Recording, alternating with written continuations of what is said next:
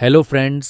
आज हम बात करने वाले हैं एक बेहद खास किताब के बारे में जिसका नाम है हाउ टू सफ़र वेल और इसे लिखा है पीटर हॉलिंस ने। ये किताब हमें सिखाती है कि दुख और तकलीफ़ों को कैसे सही तरीके से समझें, उनका सामना करें और उनसे सीखकर अपनी ज़िंदगी को और बेहतर बनाएं।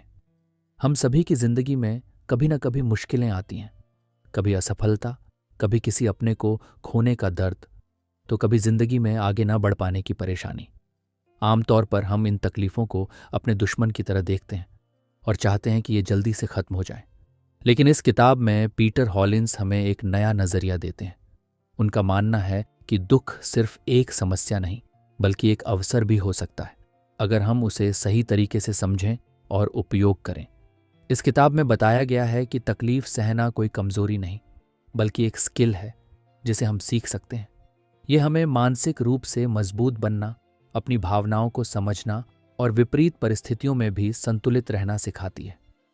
हाउ टू सफ़र वेल हमें यह समझाती है कि हम अपने दुख को एक सकारात्मक बदलाव में कैसे बदल सकते हैं और इसे अपनी ग्रोथ का जरिया बना सकते हैं। तो अगर आप भी अपनी ज़िंदगी में आने वाले दुखों और तकलीफ़ों को बेहतर तरीके से संभालना चाहते हैं और उनसे सीखकर खुद को मजबूत बनाना चाहते हैं, तो यह वीडियो आपके लिए है। चलिए जानते हैं कि कैसे हम अपने दुखों का सामना कर सकते हैं और उनसे एक नया जीवन सबक ले सकते हैं। Chapter 1, don't run away from pain, understand it. इस किताब का पहला अध्याय हमें यह सिखाने की कोशिश करता है कि दुख से भागना समस्या का हल नहीं है, बल्कि हमें उसे समझने और स्वीकार करने की ज़रूरत है। हम सभी की ज़िंदगी में दुख और तकलीफ़ें आती हैं। कोई असफलता का सामना करता है, कोई किसी प्रियजन को खो देता है, तो कोई जिंदगी में अपने रास्ते को लेकर उलझन में होता है। आमतौर पर हमारा पहला स्वाभाविक रिएक्शन यही होता है कि हम उस दुख से बचने की कोशिश करें। हम उसे अनदेखा करते हैं, अपने आप को व्यस्त कर लेते हैं या किसी तरह उसे भुलाने की कोशिश करते हैं। लेकिन पीटर हॉलिंस इस अध्याय में बताते हैं कि जब तक हम अपने दुख को पूरी तरह से समझेंगे नहीं, तब तक हम उससे उबर नहीं सकते। दुख को समझने का मतलब ये नहीं कि हम खुद को उसमें डुबो दें या ये मान लें कि हम हमेशा परेशान ही रहने वाले हैं, बल्कि इसका अर्थ ये है कि हमें अपने दर्द की असली वजह को समझना होगा। कई बार हम जिस चीज़ को दुख समझते हैं वह सिर्फ हमारी अपेक्षाओं और हकीकत के बीच का अंतर होता है। उदाहरण के लिए, अगर कोई व्यक्ति नौकरी खो देता है तो असली दुख केवल नौकरी जाने का नहीं होता, बल्कि इस डर का होता है कि अब आगे क्या होगा, लोग क्या कहेंगे, मेरा भविष्य कैसा होगा। इस अध्याय में पीटर हॉलिंस बताते हैं कि जब हम अपने दुख को सही तरीके से देखना शुरू करते हैं तो हमें यह एहसास होता है कि यह उतना भयानक नहीं है जितना हम सोचते हैं। हम अपने दुख से कुछ सीख सकते हैं, अपनी कमजोरियों को पहचान सकते हैं और अपने भीतर छिपी ताकत को बाहर ला सकते हैं। जब हम दुख को स्वीकार करते हैं तो हम उस पर नियंत्रण करना शुरू कर देते हैं और वह हमें कंट्रोल करने की ताकत खो देता है। एक महत्वपूर्ण बात जो इस अध्याय में कही गई है वह यह है कि दुख को नकारने से वह और बढ़ जाता है। अगर हम उसे दबाने या अनदेखा करने की कोशिश करेंगे तो वह किसी और रूप में सामने आ जाएगा, चाहे वह चिंता के रूप में हो, गुस्से के रूप में या फिर एक अंदरूनी बेचैनी के रूप में। इसके बजाय हमें अपने दुख के साथ बैठकर उसे समझने की ज़रूरत है। हमें खुद से पूछना चाहिए, मुझे असली तकलीफ किस बात से हो रही है और इस तकलीफ से मैं क्या सीख सकता हूँ। इस अध्याय में लेखक ने ध्यान और आत्मचिंतन को दुख से निपटने का एक बेहतरीन तरीका बताया है। जब हम शांत बैठकर अपने दुख के बारे में सोचते हैं और उसे जज किए बिना देखते हैं तो हम उसमें छिपे संदेश को समझ सकते हैं। कई बार हमारा दुख हमें यह बताने की कोशिश कर रहा होता है कि हमें कुछ बदलने की ज़रूरत है, चाहे वह हमारे जीवन के फैसले हों, हमारे रिश्ते हों या फिर हमारी खुद की सोच हो। अध्याय के अंत में पीटर हॉलिंस हमें यह याद दिलाते हैं कि दुख हमारे जीवन का एक हिस्सा है और इससे डरने की ज़रूरत नहीं है। हमें इसे अपने दुश्मन की तरह नहीं बल्कि एक शिक्षक की तरह देखना चाहिए। जब हम अपने दुख को खुले दिल से स्वीकार कर लेते हैं और उसे समझने की कोशिश करते हैं तो हम उसमें छिपे सबक को पहचान सकते हैं और एक मजबूत, समझदार इंसान बन सकते हैं।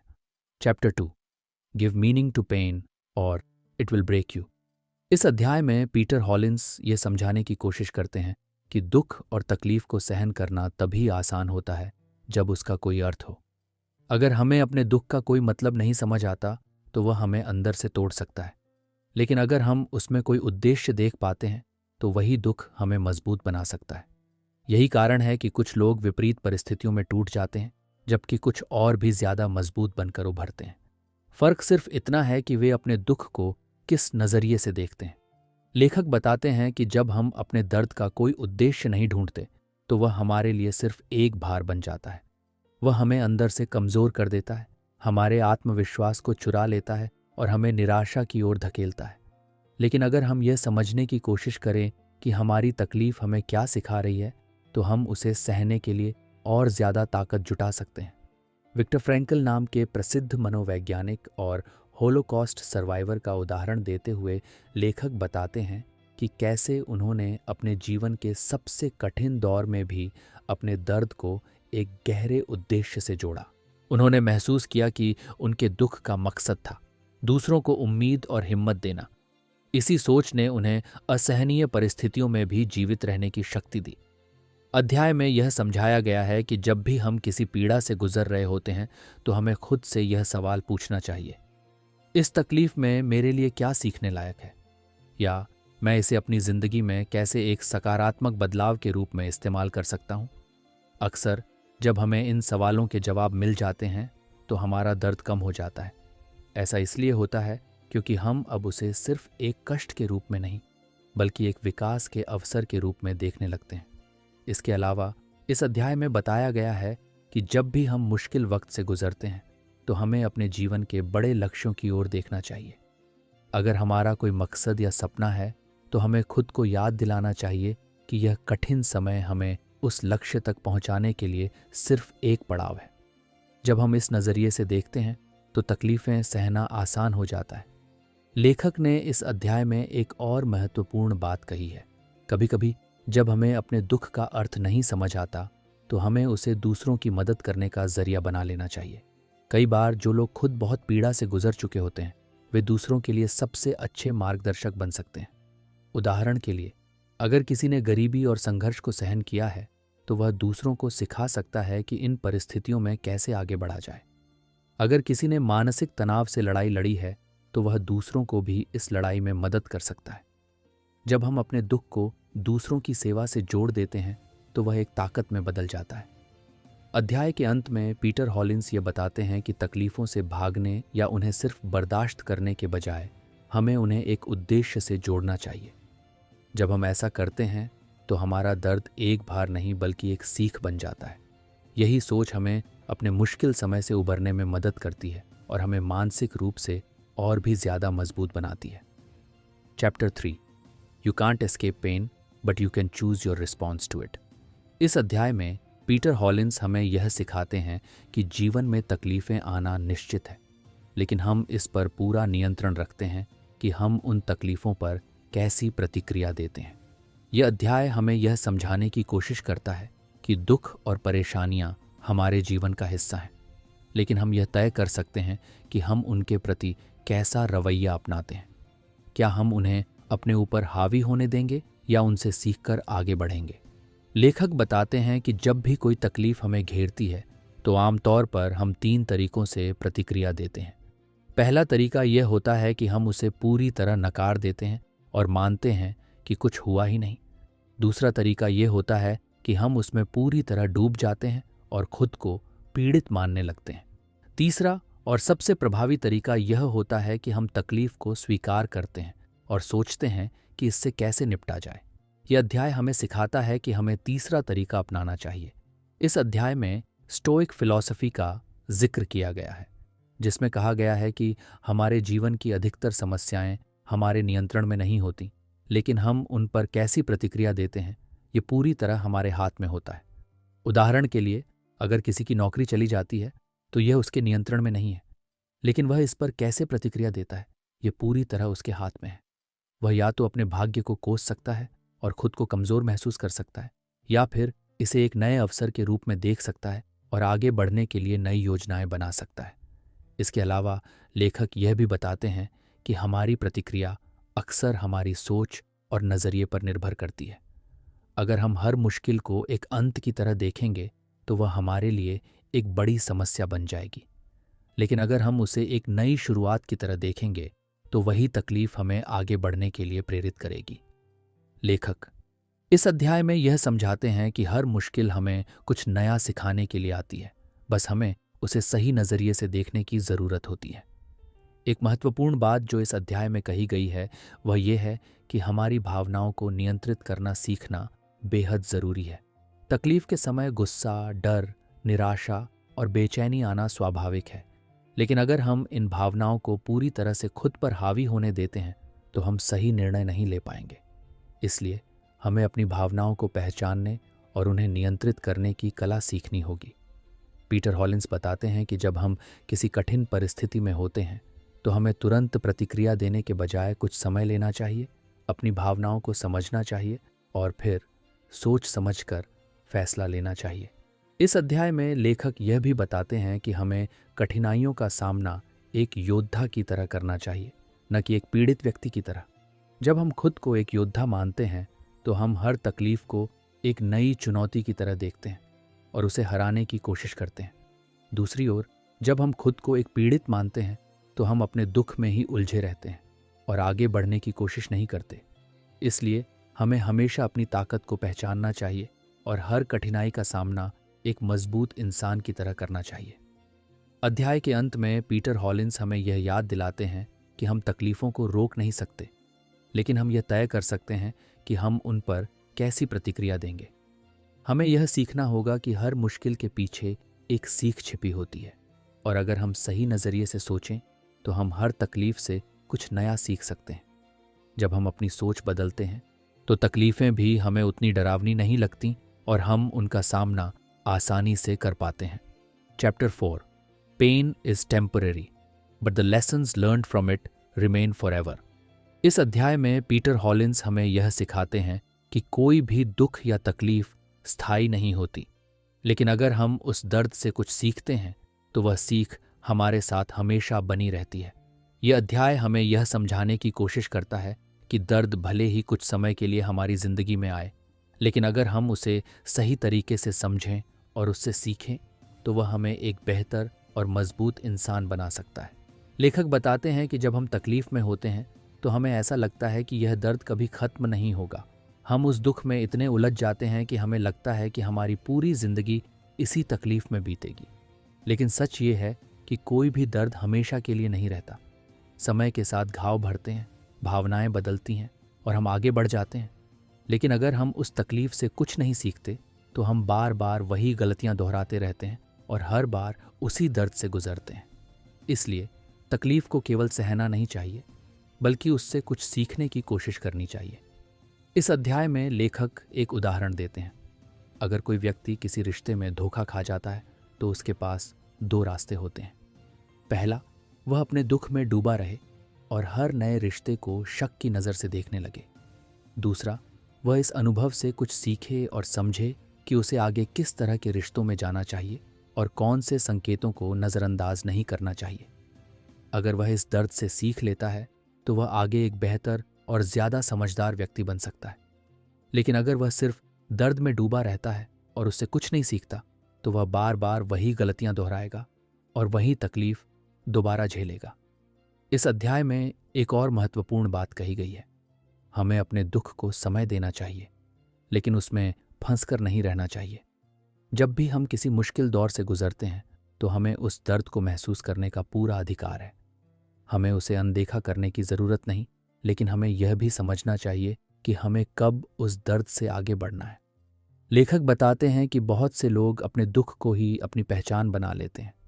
वे सालों बाद भी उसी दर्द में जी रहे होते हैं, क्योंकि उन्होंने उस तकलीफ को अपने जीवन का एक स्थायी हिस्सा बना लिया होता है। लेखक बताते हैं कि हमें अपने दर्द को एक शिक्षक की तरह देखना चाहिए। जब हम दर्द से कुछ सीखने के इरादे से उसे देखते हैं तो वह एक मूल्यवान अनुभव बन जाता है। लेकिन जब हम उसे सिर्फ एक तकलीफ के रूप में देखते हैं तो वह हमें अंदर से तोड़ सकता है। इसलिए हर मुश्किल को एक अवसर की तरह देखें और सोचें कि आप इस अनुभव से क्या सीख सकते हैं जो आपको भविष्य में मजबूत बना सकता है। इसके अलावा पीटर हॉलिंस हमें यह भी सिखाते हैं कि हमें अपने दर्द को दूसरों के साथ साझा करना चाहिए।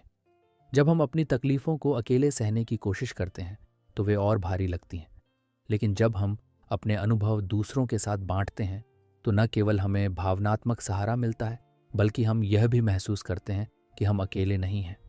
कई बार जब हम अपने दर्द की कहानी दूसरों के साथ साझा करते हैं तो हमें पता चलता है कि हमारे अनुभव से दूसरे भी कुछ सीख सकते हैं। इस अध्याय के अंत में पीटर हॉलिंस हमें यह याद दिलाते हैं कि हर मुश्किल हमें कुछ न कुछ सिखाने के लिए आती है। दर्द अस्थायी होता है, लेकिन उससे मिला सबक हमेशा हमारे साथ रहता है। अगर हम हर तकलीफ को एक सीखने का अवसर मानें और उससे आगे बढ़ें तो हम न केवल अपने दुख से बाहर आ सकते हैं, बल्कि एक और मजबूत, समझदार और आत्मनिर्भर इंसान बन सकते हैं। Chapter 5, get out of self pity, make yourself strong. इस अध्याय में पीटर हॉलिंस हमें यह सिखाते हैं कि जब हम किसी मुश्किल दौर से गुजरते हैं तो खुद पर दया करना स्वाभाविक है, लेकिन अगर हम इसमें ज़्यादा समय तक फंसे रहते हैं तो यह हमें कमज़ोर बना देता है। यह अध्याय हमें यह समझाने की कोशिश करता है कि आत्मदया, सेल्फ पिटी एक जाल की तरह होती है। शुरुआत में यह हमें राहत देती है, लेकिन धीरे धीरे यह हमें और ज़्यादा दुखी, असहाय और कमज़ोर बना देती है। इसलिए हमें इस जाल से जल्दी बाहर निकलना चाहिए और खुद को मजबूत बनाने की दिशा में काम करना चाहिए। लेखक बताते हैं कि जब भी कोई मुश्किल आती है तो हमारा पहला स्वाभाविक रिएक्शन यही होता है कि हम सोचते हैं, क्यों सिर्फ मेरे साथ ऐसा हुआ, या मैं ही क्यों हमेशा तकलीफ सहता हूं। ये सोच हमें कमज़ोर बना देती है, क्योंकि हम खुद को एक पीड़ित, विक्टिम के रूप में देखने लगते हैं। जब हम खुद को पीड़ित मानते हैं तो हम ये मान लेते हैं कि हमारे पास कोई शक्ति नहीं है, हम परिस्थितियों के गुलाम हैं और हमारे पास कुछ भी बदलने की ताकत नहीं है। यही मानसिकता हमें आगे बढ़ने से रोकती है और हमारी तकलीफ को और बढ़ा देती है। इस अध्याय में पीटर हॉलिंस हमें यह समझाने की कोशिश करते हैं कि आत्मदया से बाहर निकलने के लिए सबसे पहला कदम है अपनी जिम्मेदारी लेना। इसका मतलब ये नहीं कि अगर कुछ बुरा हुआ है तो वह हमारी गलती है, बल्कि इसका मतलब ये है कि हम अपनी स्थिति को बेहतर बनाने के लिए खुद कदम उठा सकते हैं। अगर हम सिर्फ परिस्थितियों को कोसते रहेंगे तो हम कभी आगे नहीं बढ़ पाएंगे, लेकिन अगर हम सोचें कि अब मैं इस स्थिति से बाहर आने के लिए क्या कर सकता हूँ, तो हम अपने दर्द से बाहर निकलने का रास्ता खुद बना सकते हैं। लेखक यहाँ एक महत्वपूर्ण उदाहरण देते हैं। अगर कोई व्यक्ति आर्थिक रूप से कठिनाई में है तो वह दो चीज़ें कर सकता है। पहला, वह बैठकर अपनी किस्मत को कोस सकता है और खुद पर दया कर सकता है कि उसकी ज़िंदगी इतनी मुश्किल क्यों है। दूसरा, वह अपनी स्थिति को सुधारने के लिए काम कर सकता है, नई स्किल्स सीख सकता है, नए अवसरों की तलाश कर सकता है और धीरे धीरे अपने हालात सुधार सकता है।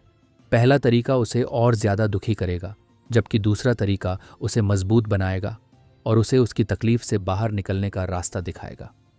इस अध्याय में यह भी बताया गया है कि हमें अपनी सोच को बदलना होगा।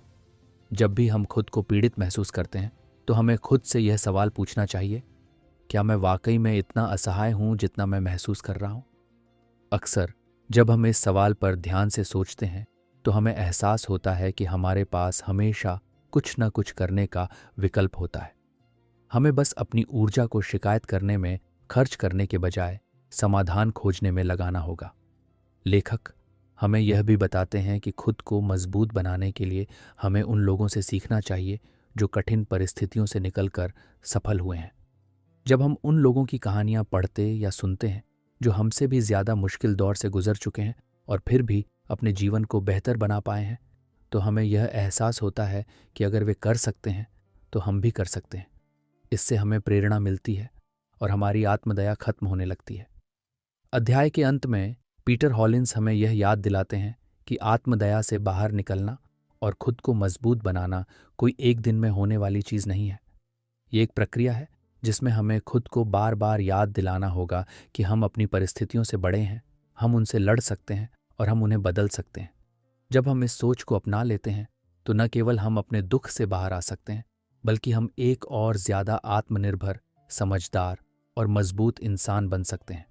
Chapter 6, understand your emotions but don't be a slave to them. इस अध्याय में पीटर हॉलिंस हमें यह सिखाते हैं कि हमारी भावनाएं हमारे जीवन में बहुत महत्वपूर्ण भूमिका निभाती हैं, लेकिन अगर हम उन्हें नियंत्रित नहीं कर पाते तो वे हमें कमज़ोर बना सकती हैं।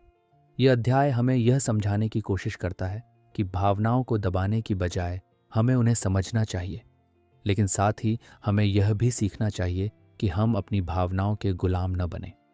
अगर हम हर बार अपने गुस्से, डर, दुख या चिंता के हिसाब से फैसले लेने लगें तो हम कभी भी जीवन में संतुलन नहीं बना पाएंगे।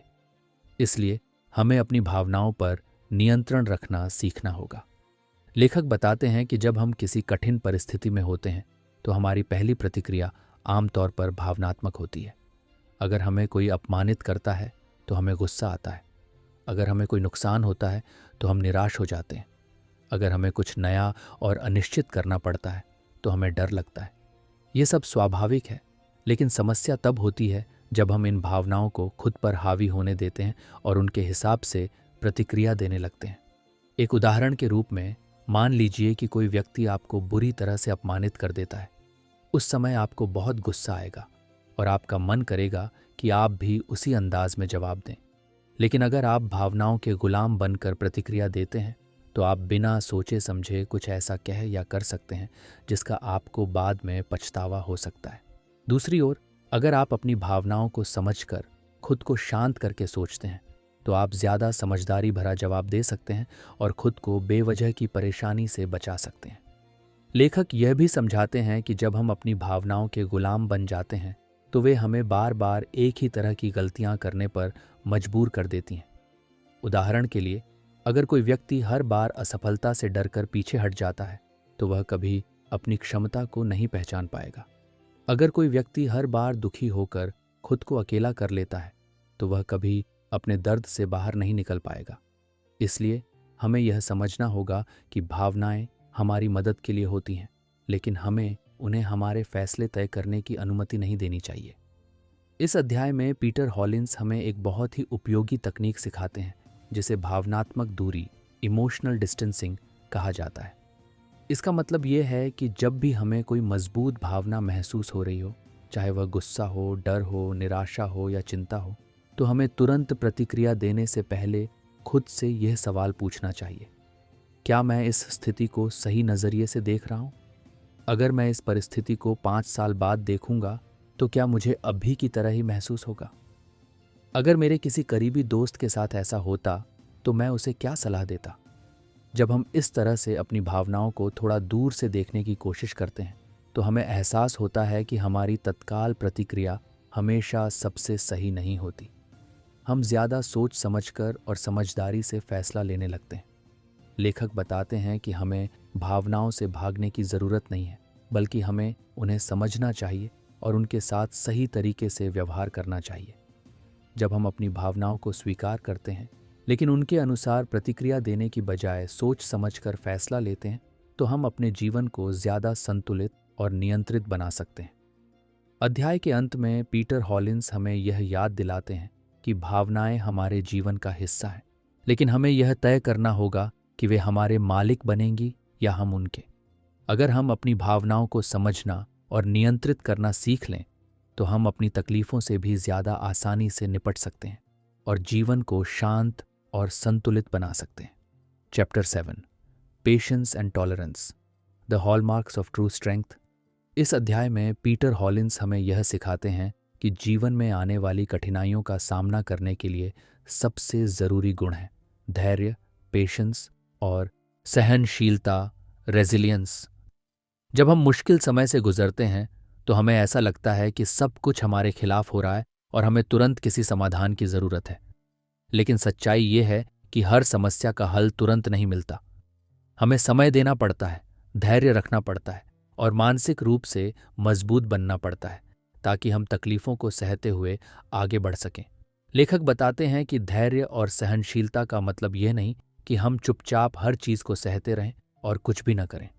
इसका मतलब यह है कि हम परिस्थितियों को समझदारी से स्वीकार करें और यह भरोसा रखें कि चीज़ें धीरे धीरे ठीक होंगी।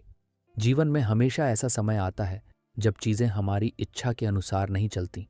कभी करियर में ठहराव आता है, कभी रिश्ते बिगड़ते हैं, तो कभी आर्थिक समस्याएं घेर लेती हैं। ऐसे समय में अगर हम धैर्य खो देते हैं और घबराकर गलत फैसले लेते हैं तो हम खुद को और मुश्किल में डाल सकते हैं। लेकिन अगर हम शांत रहते हैं, अपने दिमाग को स्थिर रखते हैं और सही अवसर का इंतज़ार करते हैं तो हम अपनी परिस्थितियों को बदल सकते हैं। लेखक यहाँ एक महत्वपूर्ण उदाहरण देते हैं। अगर कोई किसान बीज बोता है तो उसे तुरंत फसल नहीं मिलती। उसे धैर्य रखना पड़ता है, पौधों की देखभाल करनी पड़ती है और सही समय का इंतज़ार करना पड़ता है। अगर वह अधीर होकर हर रोज़ ज़मीन खोदकर यह देखने लगे कि बीज अंकुरित हुआ या नहीं, तो वह अपनी फसल को खुद ही नष्ट कर देगा। इसी तरह हमारी ज़िंदगी में भी बहुत सी चीज़ें समय मांगती हैं। हमें धैर्य के साथ अपने प्रयास जारी रखने होते हैं और विश्वास रखना होता है कि सही समय पर हमें परिणाम मिलेगा। इस अध्याय में पीटर हॉलिंस यह भी समझाते हैं कि सहनशीलता का असली मतलब क्या होता है। लोग अक्सर सोचते हैं कि सहनशीलता का मतलब है तकलीफें सहते जाना, लेकिन सच्चाई यह है कि सहनशीलता का मतलब है मुश्किलों से सीखते हुए खुद को और मजबूत बनाना। जब कोई मुश्किल आती है तो हम या तो हार मान सकते हैं या फिर उस मुश्किल से कुछ सीखकर और ज़्यादा मजबूत हो सकते हैं। यही असली सहनशीलता है। उदाहरण के लिए, अगर किसी व्यक्ति को अपने करियर में असफलता मिलती है तो उसके पास दो रास्ते होते हैं। या तो वह निराश होकर खुद पर दया करने लगे और सब कुछ छोड़ दे, या फिर वह इस अनुभव से कुछ सीखे और अपने आप में सुधार करे ताकि अगली बार उसे सफलता मिल सके। जो लोग सहनशील होते हैं वे किसी भी कठिनाई को एक सबक की तरह लेते हैं और अपने आप को बेहतर बनाते रहते हैं। इस अध्याय में लेखक हमें कुछ तरीके भी बताते हैं जिनसे हम अपने धैर्य और सहनशीलता को बढ़ा सकते हैं। सबसे पहला तरीका है दीर्घकालिक सोच, लॉन्ग टर्म थिंकिंग। जब भी हम किसी मुश्किल में होते हैं तो हमें यह सोचने की ज़रूरत है कि यह मुश्किल हमारी पूरी ज़िंदगी को प्रभावित करेगी या सिर्फ एक छोटा सा दौर है। अक्सर हम अपनी समस्याओं को ज़रूरत से ज़्यादा बड़ा बना लेते हैं और सोचते हैं कि वे कभी ख़त्म नहीं होंगी। लेकिन अगर हम थोड़ा दूर से देखें तो हमें एहसास होगा कि यह सिर्फ एक अस्थायी समस्या है और समय के साथ यह हल हो जाएगी। दूसरा तरीका है छोटी छोटी जीतों पर ध्यान देना। जब हम किसी बड़ी मुश्किल से गुजर रहे होते हैं तो हमें यह लग सकता है कि हमारा जीवन पूरी तरह से खराब हो गया है। लेकिन अगर हम ध्यान से देखें तो हमें हर दिन कुछ ना कुछ ऐसा मिलेगा जो अच्छा हो रहा है, चाहे वह एक छोटी सी सफलता हो, किसी अपने का सहयोग हो, या बस ये एहसास कि हम आज भी संघर्ष कर रहे हैं और हार नहीं मानी। जब हम इन छोटी छोटी सकारात्मक चीज़ों पर ध्यान देते हैं तो हमारा धैर्य और सहनशीलता मजबूत होती है। तीसरा तरीका है खुद को याद दिलाना कि हर मुश्किल हमें कुछ सिखाने के लिए आती है। जब भी हमें कोई परेशानी होती है तो हमें खुद से यह सवाल पूछना चाहिए, मैं इस अनुभव से क्या सीख सकता हूँ? जब हम मुश्किलों को एक सबक के रूप में देखते हैं तो हम उन पर ज़्यादा अच्छा नियंत्रण पा सकते हैं और उनसे जल्दी बाहर निकल सकते हैं। अध्याय के अंत में पीटर हॉलिंस हमें यह याद दिलाते हैं कि धैर्य और सहनशीलता हमारी सबसे बड़ी ताकत है। जो लोग कठिनाइयों में भी खुद को शांत और मजबूत रख सकते हैं वे ही असली विजेता होते हैं। अगर हम हर कठिनाई को यह सोचकर सहें कि यह हमें और बेहतर बनाएगी तो हम अपने जीवन को ज़्यादा संतुलित और सफल बना सकते हैं। तो दोस्तों, पीटर हॉलिंस की यह किताब कैसे अच्छी तरह से कष्ट सहन करें हमें यह सिखाती है कि कष्ट और तकलीफ़ें जीवन का हिस्सा हैं, लेकिन यह हम पर निर्भर करता है कि हम उनसे कैसे निपटते हैं। ये किताब हमें बताती है कि दर्द से भागना या उसे अनदेखा करना सही तरीका नहीं है, बल्कि हमें उसे समझकर सहनशीलता और धैर्य के साथ सामना करना चाहिए। हमने सीखा कि आत्मदया में डूबे रहना हमें कमज़ोर बनाता है, जबकि अगर हम मुश्किलों से कुछ सीखें और खुद को मजबूत बनाएं तो हम अपनी तकलीफ़ों को भी एक अवसर में बदल सकते हैं। भावनाओं को समझना ज़रूरी है, लेकिन उनके गुलाम बनना हमें नुकसान पहुंचा सकता है। धैर्य और सहनशीलता ही हमें लंबी दौड़ में विजेता बनाते हैं। असली सफलता उन्हीं को मिलती है जो कठिनाइयों से हार नहीं मानते, बल्कि उनसे सीखते हैं और आगे बढ़ते हैं। तो अगर आप भी अपने जीवन में किसी मुश्किल दौर से गुजर रहे हैं तो याद रखें, ये समय भी गुजर जाएगा, और अगर आप सही मानसिकता के साथ इस दौर का सामना करेंगे तो आप पहले से भी ज़्यादा मजबूत होकर निकलेंगे। अगर आपको यह वीडियो पसंद आई हो तो कमेंट करके ज़रूर बताइए कि इस किताब की कौन सी सीख आपको सबसे ज़्यादा पसंद आई, और ऐसी ही और शानदार किताबों के सारांश के लिए चैनल को सब्सक्राइब करना ना भूलें। धन्यवाद।